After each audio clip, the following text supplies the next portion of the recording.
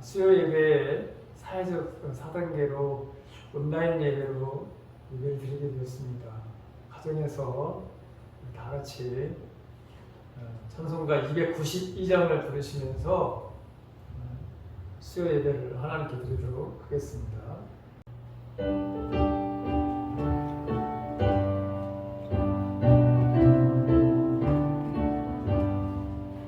주 없이 살 수 없네 죄인의 구주여 그 귀한 몸의 피로 날 구속하소서 구주의 사랑으로 흘리신 보혈이 내 소망 나의 위로 내 영광 됩니다. 주 없이 살 수 없네 나 혼자 못서리 힘없고 부족하며 지혜도 없도다. 내 주는 나의 생명 또 나의 힘이라 주님을 의지하여 지혜를 얻으리.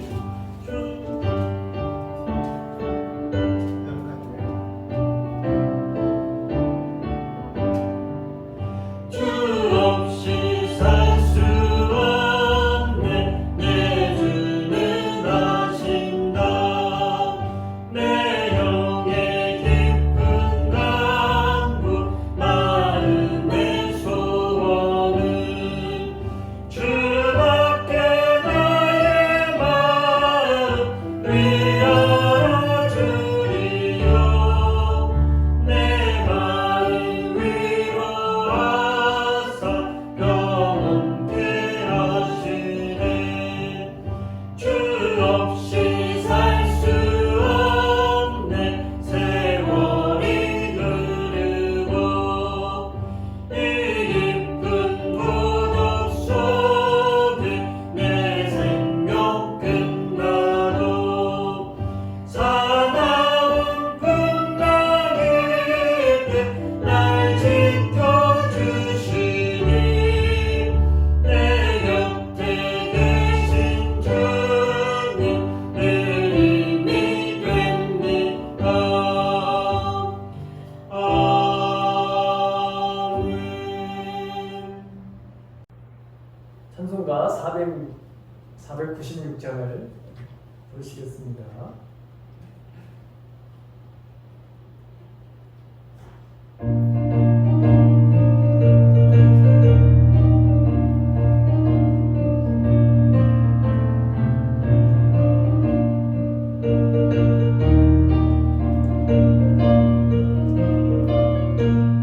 새벽부터 우리 사랑으로서 저녁까지 시를 뿌려봅시다. 열매 차차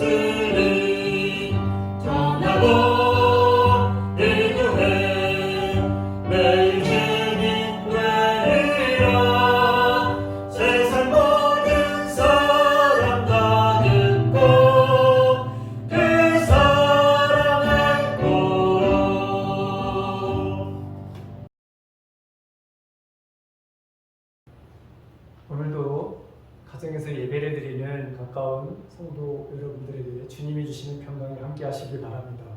다시금 온라인 예배로 예배를 드리게 됐는데 정성껏 우리가 잘 준비된 마음으로 하나님 앞에 예배드리는 저와 여러분들이 되시기 바랍니다.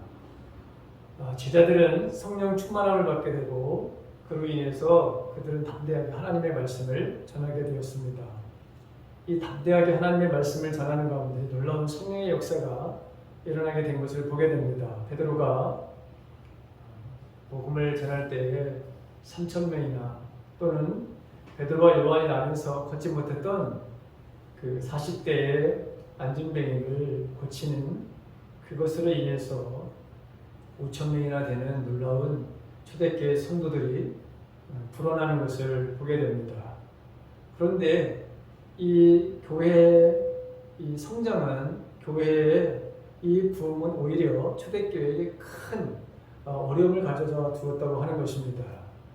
이 사내들이는 사도들을 잡아다가 다시는 예수의 이름으로 말하지 말라고 위협하고 그들을 책방하게 되었습니다. 이것이 교회에 당했던 첫 번째 공격이고 또한 시험이었습니다. 그런데 교회는 이 문제를 놓고 어떻게 했을까요?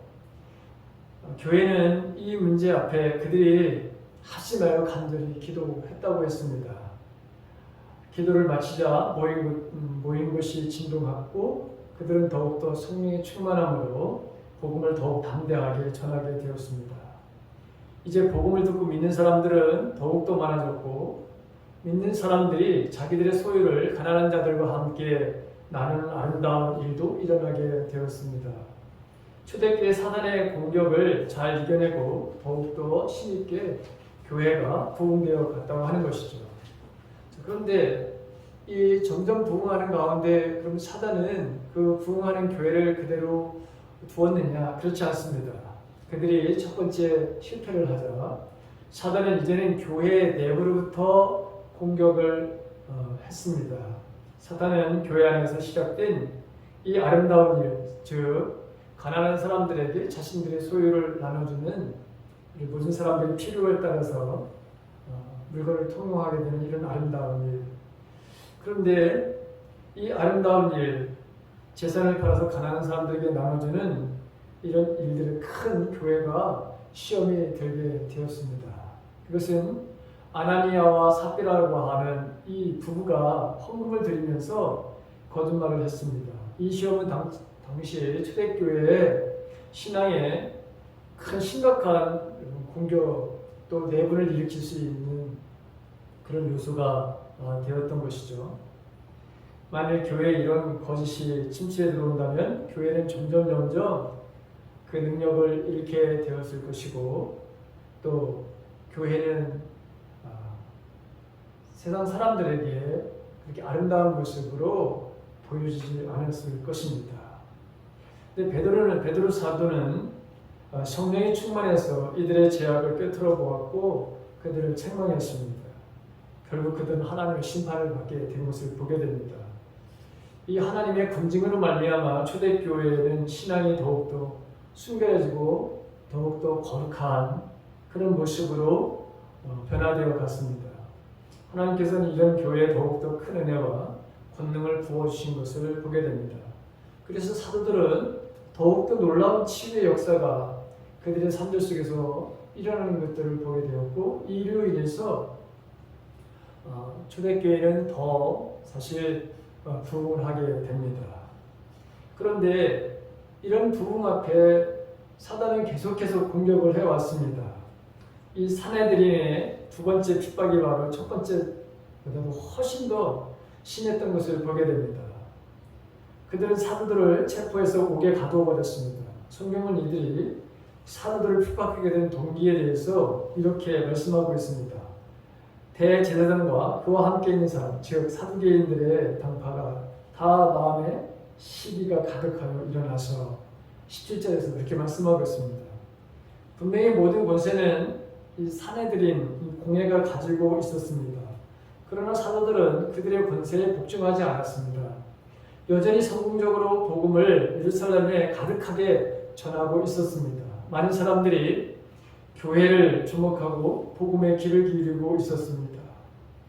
사내들인의 이 전통적인 권세가 사도들의 새로운 권세에 밀리고 말았답니다. 그들은 여태까지 한 번도 이런 것을 경험해 보지 못했습니다. 특별히 이 사도들이 정말 배우지 못한 사람들이고 또 어부 출신들이고 또 세리, 세상에서 인정을 받지 못했던 또 배움이 없던 사람들인데 갑자기 자신들의 이 권위보다 권세보다도 이 어부들이 또 세리 출신인 제자들에게 온갖 권세가 오히려 더 그들에게 주어지는 것을 볼 때 이들은 그 시기가 가득해서 사도들을 그냥 둘 수가 없었던 것이죠. 그래서 더욱더 1차, 2차 때보다 더 확실하게 분명하게 사도들을 핍박했던 것을 보게 됩니다. 자, 그런데 이들의 이런 핍박에도 불구하고 사도들과 초대교회 성도들이 하나님 말씀을 전하는 것, 이것을 막을 도리가 없었던 것을 보게 됩니다. 이 사내들인 이 지도자들은 예수님이라고 하는 이 예수라고 하는 이 사람을 처형하면 곧 이 모든 사람들이 관심을 갖고 또 그들에게 주목했던 이 모든 것들이 본인들에게로 다시 돌아올 줄 알고 예수님을 바로 죽였죠. 그런데 오히려 십자가에 못 박아 처형됐던 이 예수 그리스도가 부활하심으로 말미암아 그 물결은 자신들이 생각했던 것과 완전히 다르게 더 거세게 일어나고 있었던 것입니다. 이 보잘것없는 갈릴리 저 변방에 있는 사람들, 그 어부들이었는데 이 사람들을 이제는 잡아다가 위협하고 그리고 또 그들을 때리고 온갖 해유를 해봤지만 아무런 효과가 없었습니다. 그들의 권세가 이처럼 무기력하게 느껴진 적이 한 번도 없었는데 그래서 그들은 이 시기와 증오의 마음을 가지고 거세게 이제 초대교회를 박해를 했습니다. 자, 그들은 사도들을 잡아다가 옥에 가뒀습니다. 사도들은 단지 복음을 전하려는 것 때문에 잡혀서 옥에 갇히게 되었습니다. 그러나 사도들이 옥에 갇힌 그날 밤에 주님께서 천사들을 보냅니다. 이 사도들을 옥에서 꺼내시죠. 그리고 성전에 가서 공개적으로 복음을 선포하게 그렇게 명령하셨습니다. 19절과 20절에 보게 되면 주의 사자가 밤에 옥문을 열고 끌어내어 이르되 가서 성전에 서서 이 생명의 말씀을 다 백성에게 말하라 이렇게 지시하는 것을 보게 됩니다. 복음을 전하는 것 때문에 잡혀서 옥에 갇혔던 이 사도들은 옥에서 나가자마자 즉시 주님의 명령대로 새벽에 성전에 들어가서 복음을 전했습니다. 사도들을 감금해하여 교회를 핍박하고 억압하려고 했던 이 사내들인의 이 계획은 오히려 교회를 보호하시는 하나님의 이 놀라우신 능력을 온 세상에 증거하는 기회가 되었다고 하는 것입니다. 그렇게 하나님은 이 핍박을 복음을 전하는 것으로 이것을 사용하시는 것을 보게 됩니다. 복음의 증거는 오늘날 우리의 삶도 마찬가지입니다. 우리도 복음을 전하다 보면 때로는 조롱도 받습니다. 비웃음도 또 비난도 있습니다. 그러나 이러한 사람들을 여러분 부끄럽게 하신 하나님의 역사가 있습니다. 우리 주위에 많은 사람들이 예전에 예수를 영접하기 전에 사람들은 주님을 핍박했던 사람들, 또 교회를 핍박했던 사람들, 그리고 교인들을, 성도들을 비난하고 조롱했던 사람들이 오히려 적극적으로 복음을 위해서 그들이 하나님 앞에 온전히 쓰임받은 사람들이 우리 주위에는 많은 것을 보게 됩니다.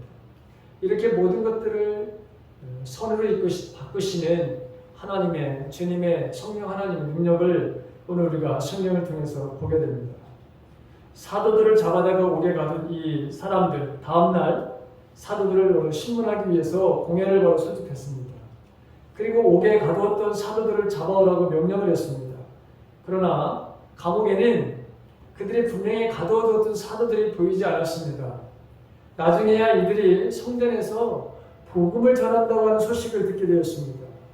그들로서는 정말 더욱더 분통이 터질 그러한 상황이 발생하게 되었습니다.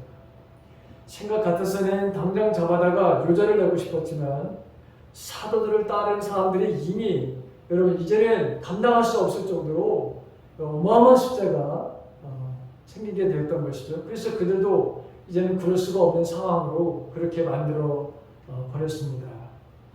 자, 이제 이 당국자들은 가만히 사도들을 잡아다가 신문을 합니다. 28절에 있는 말씀을 보게 되면 우리가 이 이름으로 사람을 가르치지 말라고 언급하였는데 너희가 너희 가르침을 예루살렘에 가득하게 하니 이 사람의 피를 우리에게 돌리고자 함이로다. 자, 그들의 이 말은 빌라도가 예수님을 석방하려고 할 때에 예수님을 십자가에 못 박으라고 소리 지르던 군중들의 말을 생각나게 합니다. 마태복음 27장 25절에 이런 말씀이 있습니다.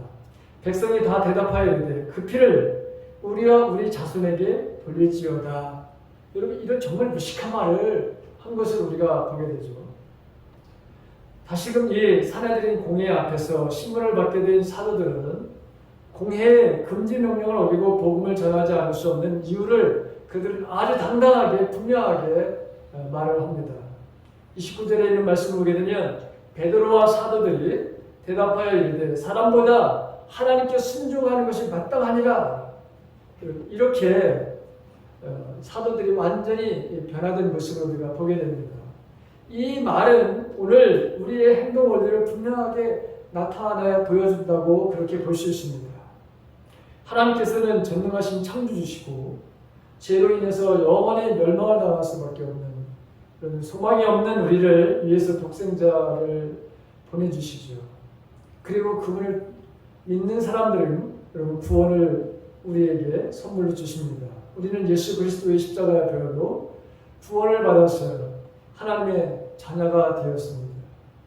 이제 하나님만 우리의 바로 주인이시다. 그분이 나의 주인이시다고 하는 것이고, 그래서 우리는 그분이 바로 그분께 우리는 순종하는 삶을 살아야 됩니다. 사도들이 이렇게 지금 하나님께 순종하는 것이 마땅하다 이렇게 표현하는데 우리들도 마찬가지고 하나님을 바로 최고의 유일한 주인으로 우리가 인정한다면 우리는 어떤 경우에도 하나님께서 우리에게 말씀하시는 그 삶에 대해서 전적으로 순종의 바로 삶을 살아가야 하는 것이죠.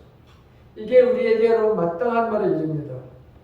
우리가 고난을 당하거나 손해를 본다 하더라도 하나님께 순종하는 것은 마땅한 일입니다.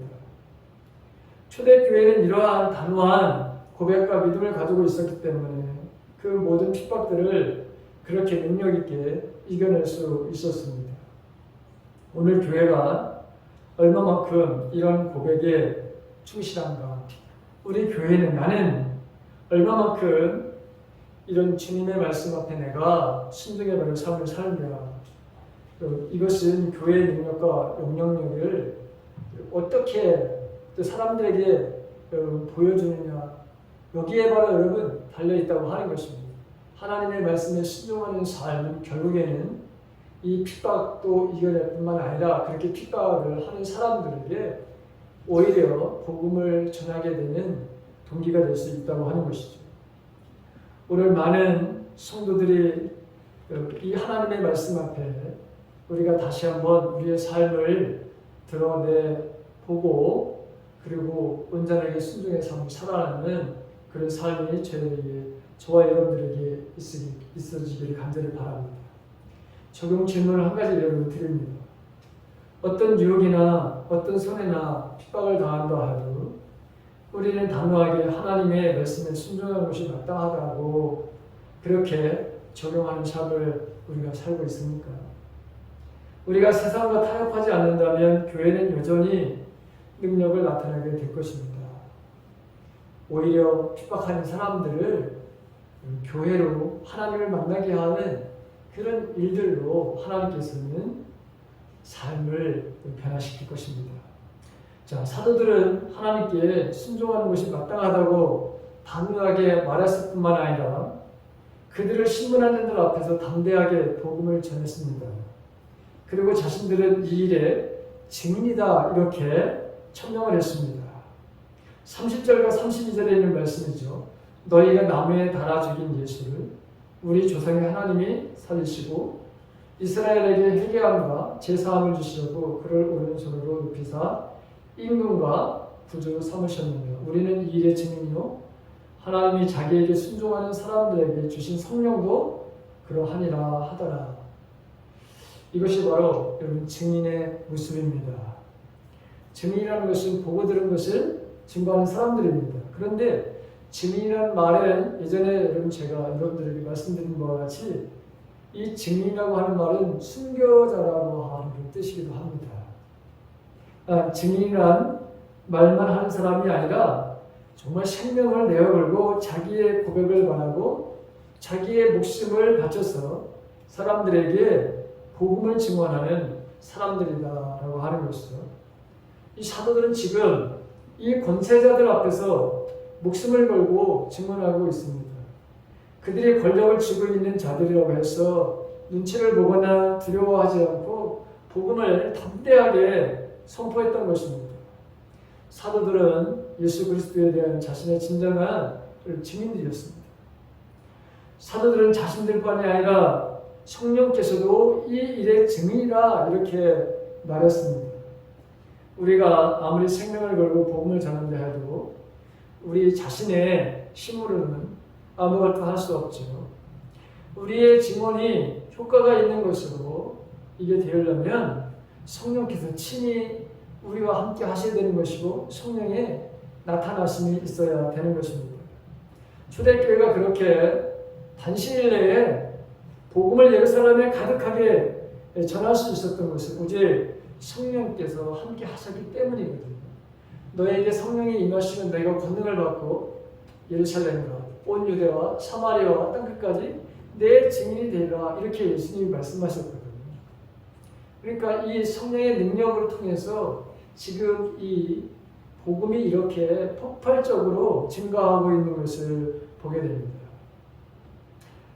자, 오늘 우리도 마찬가지로 이 지역의 복음을 여러분 전하려고 한다면 우리는 날마다 성령의 역사를 구해야 합니다. 사도 바울도 언제나 나의 확신뿐만 아니라 내가 가지고 있는 구원에 대한 확신뿐만 아니라 성령의 나타나심으로 내가 이 복음을 전했다 이렇게 표현을 했거든요. 자, 우리 교회의 사역의 첫 번째가 이 복음을 증거하여서 제자를 삼는 것이다. 이게 여러분 우리 교회가 첫 번째로 기도하는 기도의 자리에서 그 기도 제목이 첫 번째죠. 네, 이게 바로 여러분 우리 교회의 첫 번째 기도 제목이냐면 이것이 교회의 본질이기 때문에 그렇습니다. 복음을 전해서 제자를 삼는 것. 이것이 교회의 본질이기 때문에 우리 교회의 첫 번째 기도의 자리에서 우리 성도들이 함께 날마다 기도해야 할 것이 바로 첫 번째가 이것입니다. 사도들은 당당한 이렇게 증인으로서 대제사장들 앞에서 또 그 사내들인 앞에서 이렇게 복음을 전했는데 오히려 그들은 이것 때문에 더 그들이 분노를 일으키게 된 것이죠. 사내들인 공회는 크게 놓여서 사도들을 바로 없애버리려고 했습니다. 33절에 보게 되면 그들이 듣고 크게 놓아여 사도들을 없이 하고자 할세. 그러면 이 사도들을 다 죽이려고 했다고 하는 것이죠. 만일 가말리엘의 중재가 없었더라면 사도들은 아마 죽음을 당하고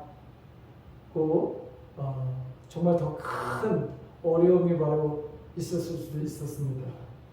자, 가말리엘은 개종하기 이전 사도 바울의 스승이었죠. 그 유명한 바로는 이 랍비입니다. 가말리엘은 바리사파 중에서 그런 이 진보적인 입장의 대표적인 힐렐이라고 하는 선자이자 여러분 문화생이었습니다.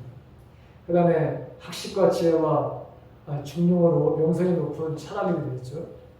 본문에서도 이 사내들인 공회가 그의 권고를 받아들인 것을 보면 그가 영향력이 정말 컸던 사람인 것을 우리가 보게 됩니다. 이 바리새파 가말리엘은 천사들이 감옥에서 사도들을 바로 이끌어낸 이 초자연적인 사실을 그가 인정하고 있었음을 우리가 보게 됩니다. 그 가말리엘은 사도들을 잠시 밖에 나가게 한 다음에 이 사내들인 이 공예 회원들을 차분하게 다시 한번 생각해 보게 합니다. 자, 특정한 선례를 들어가면서 우리 한번 생각해 보자 이렇게 설득을 하죠. 그는 유다와 갈릴리 유다의 예를 들면서 그들은 한때 자신들의 주장을 내세우고 수많은 추종자들을 확보했지만 그러나 그들이 죽음을 당하자 그 따르던 모든 사람들이 다 흩어져 버렸다. 그러므로 사도들에 대해서도 우리가 이 일에 대해서 생각할 것이 있다. 이렇게 이야기를 합니다.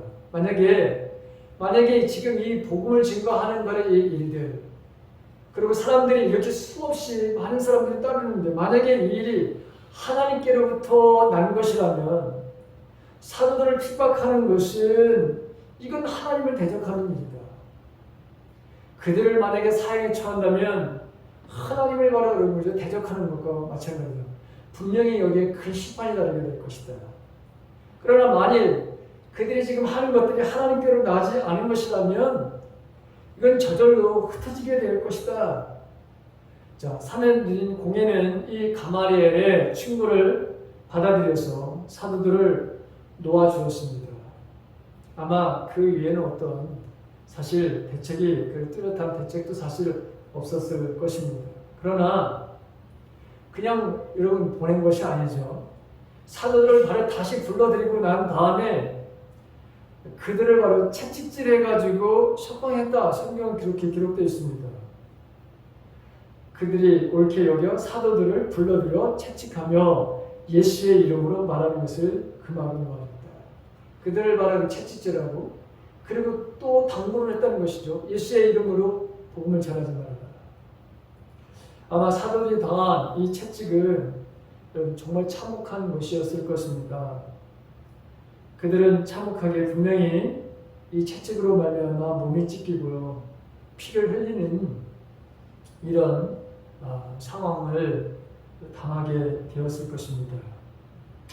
그런데 그럼에도 불구하고 그들은 예수님의 이름으로 인해서 능력을 받는 것을 합당한 자로 여겼고 오히려 기뻐했다. 그렇게 말씀하고 있습니다. 41절에 보게 되면 사도들은 그의 이름을 위하여 능력받는 것에 대해서 이게 합당한 것을 여겼다.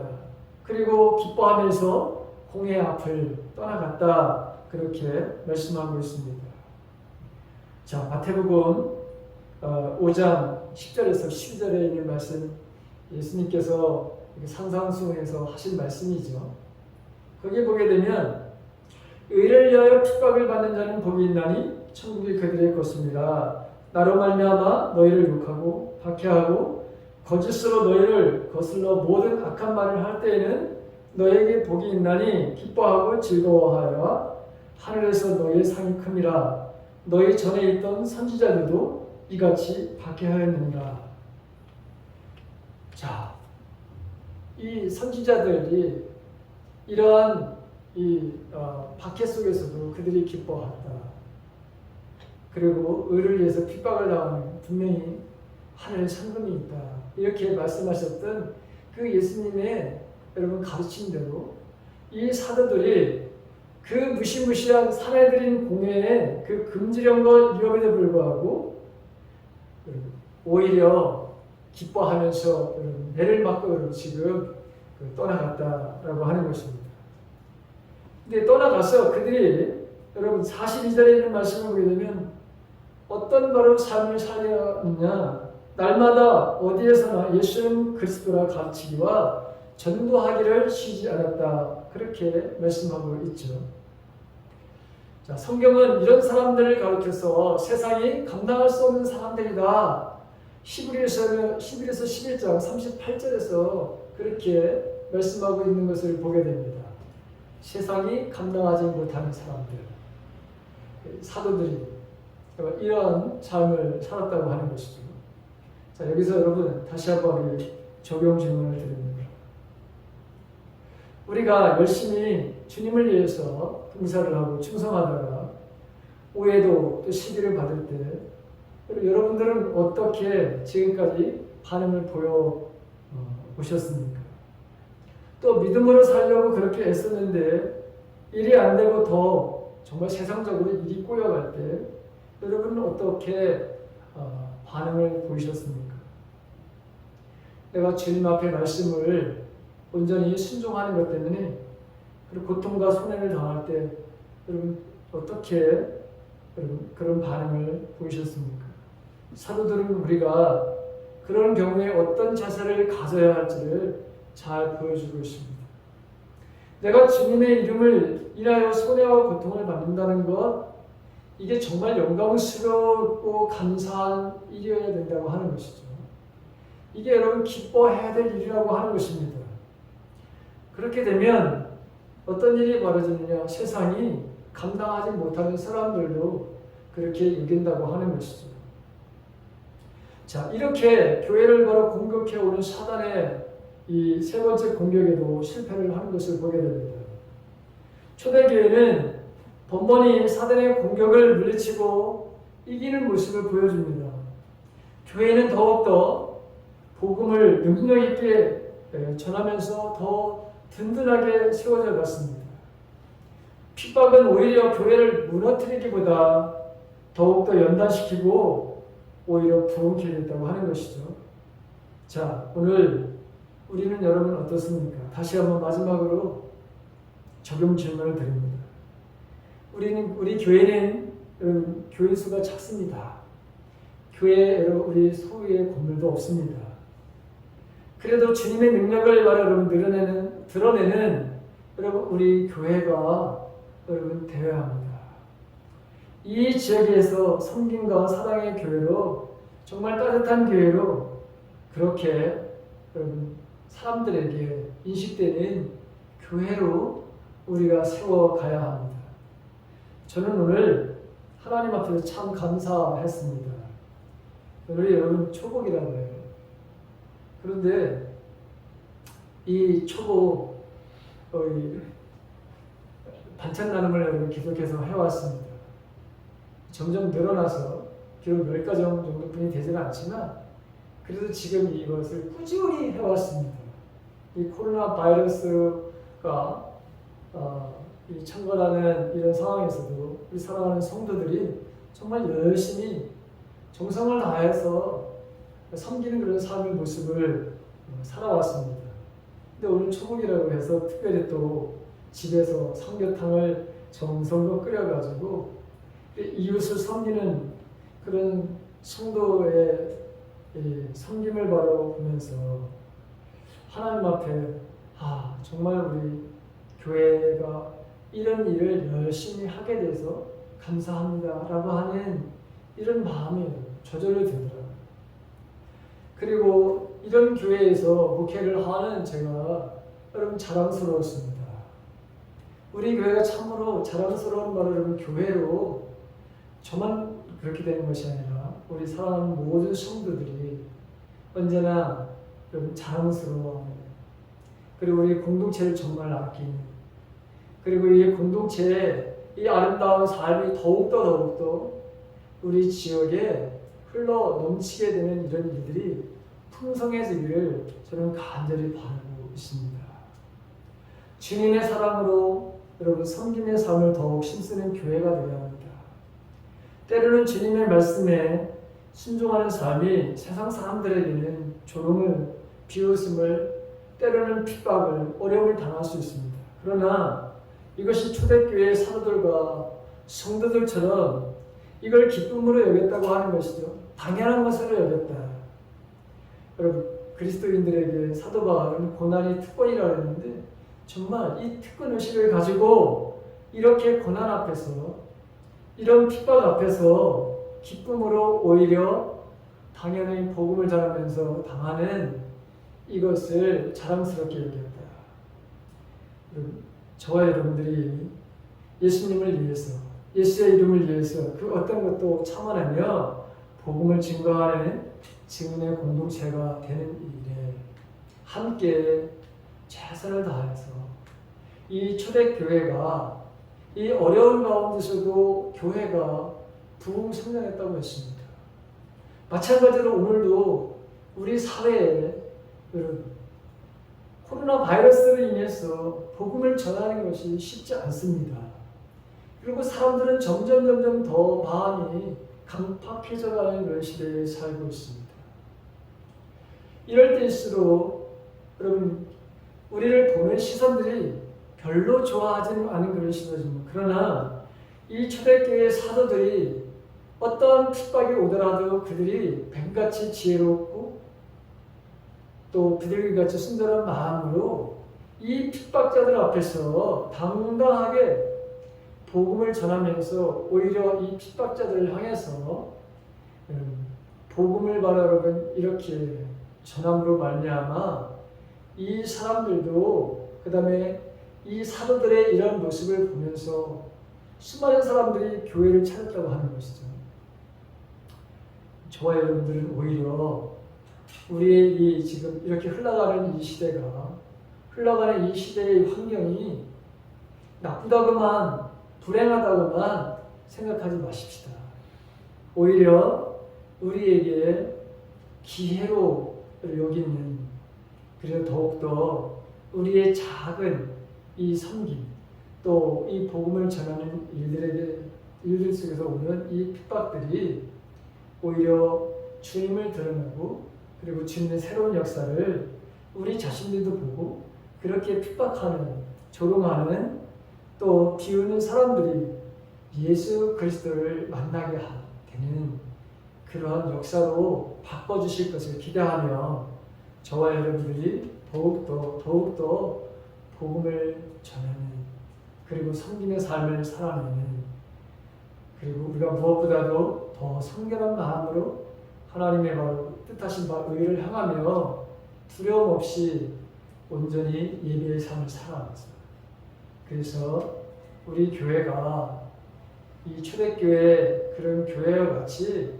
사람들에게 칭찬도 받고 하나님의 능력을 드러내는 그런 교회가 되도록 우리 함께 더욱더 말씀에 순종하는 삶을 살아내는 저와 여러분들이 되시기를 주님의 이름으로 간절히 축원합니다.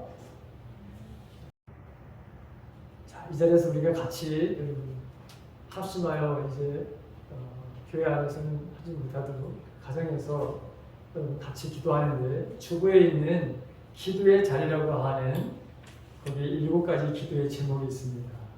그리고 그 교회 소식란에 보게 되면 중보기도 해가지고 거기도 7가지의 기도 제목이 있습니다. 여러분 이걸 가지고 꼭 같이 기도하시고요. 각자 이제 주기도문 하심으로 수요 예배를 잘 마무리하시기를 간절히 바랍니다.